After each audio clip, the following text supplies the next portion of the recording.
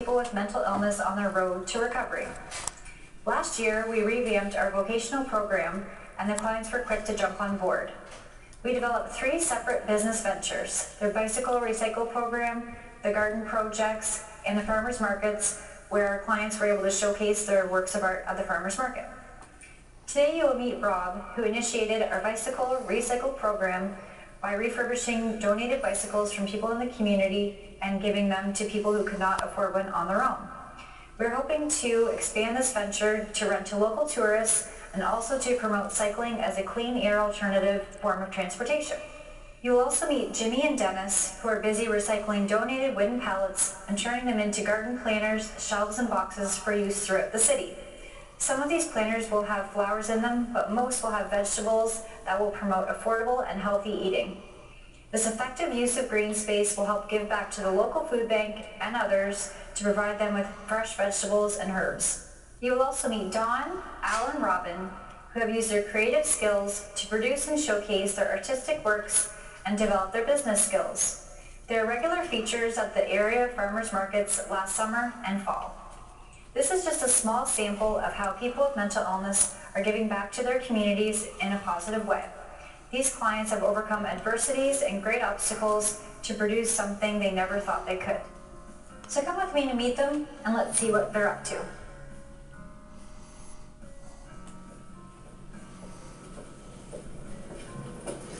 Hi, Rob. Hi, Shannon. Nice to meet you. Same like We first met with Rob, where he works on the bikes at a group home garage.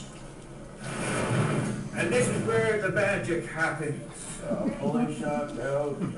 As you can see, this temporary setting is a dark, cramped space. But it's worth about $600, and I don't know where it came from. Didn't come with a phone. I was number. amazed at how we could turn old donated bikes into fully functioning Also, we bicycles. have frames that need wheels, chains,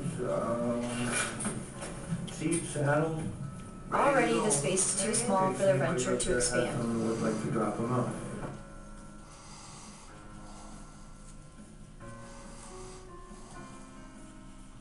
I then met with James, who supports Dennis and Jimmy in designing and building garden boxes for use in the community. How did you involve this project?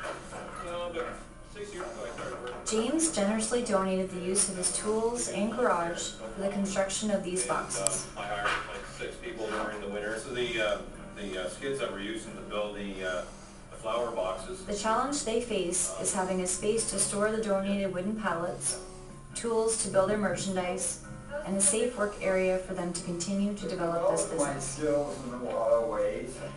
Basically at one time, I never thought I could give back to the community. With James, he has taught me ways to give back in the community where a lot of it basically is just knowledge.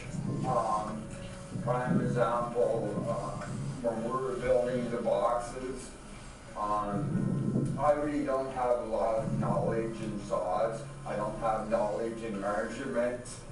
And James basically took me aside and had shown me how to measure something, and also with the safety of the saw. So Dennis, how has this program helped you? Well, Shannon, this program's helped me in 100% every aspect of the way since I've been with Jim for the 7 years I've been with him. Getting us into building these wooden boxes, this program that we're doing for the rehab center. And These entrepreneurs are developing key skills needed to contribute in a positive way to the community in which they live. people that work up there. And people that Next, I met with our farmers market vendors. Dawn, Al, and Robin are just a few of our talented artists who spend most of their time creating beautiful works of art to sell at the farmers market. The artists shared with me some of the challenges they are currently facing. Each artist currently has to find their own space to work out of and then transport their art 2 to 3 times a week in an effort to sell their product. So Dawn, what do you need and how can we help you? Well, we need display space, storage space, because of, say, like weather conditions. I mean, paper gets wet. We gotta be able to draw it, etc. Just something like that. And a lot of people with So Rob, disabilities. Where are you creating most of your work at this time? In my living room, which is quite small. I lack storage space. Right. And you said you mentioned that you were selling it at the market? Yes, but with 5 of us in a tent, it was very cramped, very inconvenient. Okay, so if you had a place where you could create and sell your artwork, that would probably be... It would be a lot easier. It would make things much more convenient for me. Very good.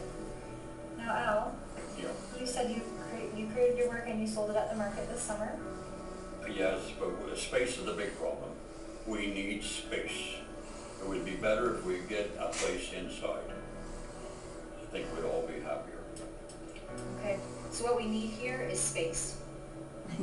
A suitable venue to work out of would inspire their creativity, build a team dynamic, and allow them an outlet to develop their individual talents. Learning how to promote themselves, having confidence in their abilities, and applying fundamental business skills is helping them to increase their employability.